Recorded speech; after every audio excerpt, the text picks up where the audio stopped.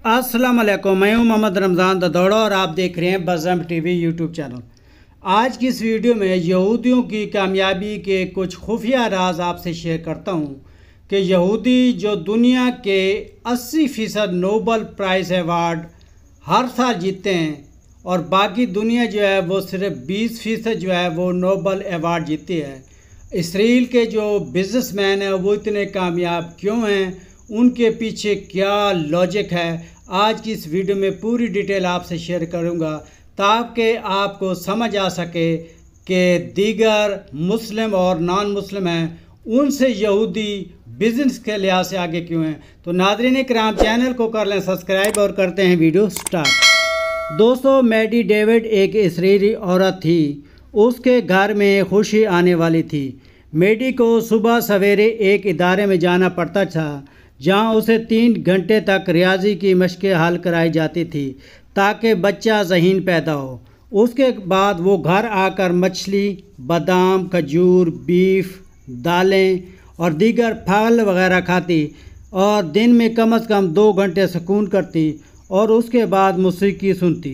सरकारी तौर पर उसे वजीफ़ा मुकर्रर था ताकि वो एक सेहतमंद यहूदी पैदा कर सके। उसके शौहर का रवैया उसके साथ मुस्बत था। वो दोनों चाहते थे कि उनके यहाँ जो बच्चा पैदा हो जो वो बड़ा होकर नोबल प्राइज़ हासिल करे। 80% यहूदी हमेशा नोबल प्राइज़ हासिल करते हैं। 17 जनवरी 1990 को आखिरकार मैडी के यहाँ 8 पाउंड का सोलियन जोसेफ पैदा हुआ। उसकी माँ भी सेहतमंद थी और बच्चे की बेहतरीन ग़िज़ाएँ दी जा रही थी। 3 साल की उम्र में जोसेफ को निशानाबाजी, तीर अंदाज़ी और दौड़ की मशक़ें शुरू करा दी ताकि मुकाबला करने की और फ़ैसला साजी का अंसर पैदा हो। सोलियन का इखलाक और तहज़ीब भी उनको सिखाई जाती थी। उसके सामने कोई ऊंची आवाज़ में आपस में बात नहीं कर सकता था। एक दिन सोलियन बहुत हैरान हुआ कि उसके माँ बाप हर मेहमान की बहुत तवाज़ो करते थे, मगर एक भारतीय मेहमान जब सिगरेट पीने लगा तो सोलियन के वालिद ने उससे कहा कि आप घर से बाहर निकल जाकर सिगरेट पिएं। मेहमान ने कहा, सिगरेट की 80% फैक्ट्रियाँ तो यहूदियों की हैं। तो उसके वालिद ने कहा, हाँ वो हमारा बिज़नेस है, मगर यहूदी सिगरेट नहीं पीते। जैसे हमने पूरी दुनिया को कार्टून नेटवर्क और डिज्नी वर्ल्ड दिखाते हैं, मगर हम अपने बच्चों को तीरंदाजी, घुड़सवारी, तैराकी और रियाजी सिखाते हैं। हमारे इसराइली बच्चे कैलिफोर्निया के बच्चों के ज़हनी इस्तात से 6 साल आगे हैं। हमें मालूम है कि हमारे बच्चे ने डॉक्टर बनना है, फ़ौजी बनना है या हमने उसे साइंसदान बनाना है। हर एक को उसके हिसाब से ज़िंदगी में ट्रेनिंग दी जाती है। सोलियन जोसेफ जब 6ठी जमात में गया तो उसे एक प्रोजेक्ट दिया गया कि वो $3000 की सरमायाकारी से $10,000 कमा कर दिखाए।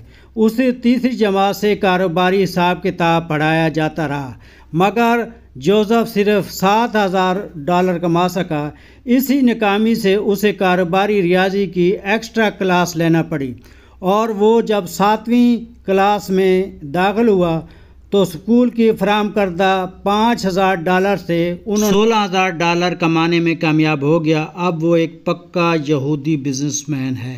नाज़रीन किराम, आपने पूरी वीडियो सुनी कि इसराइल मुल्क जो है वो एक अच्छा बच्चा पैदा करने के लिए बच्ची की माँ पर कितना पैसा इन्वेस्ट करता है ताकि वो एक अच्छा बच्चा पैदा कर सके। ये सिर्फ एक घर नहीं, इसराइल का हर घराने पर इसराइल अपना पैसा इन्वेस्ट करता है।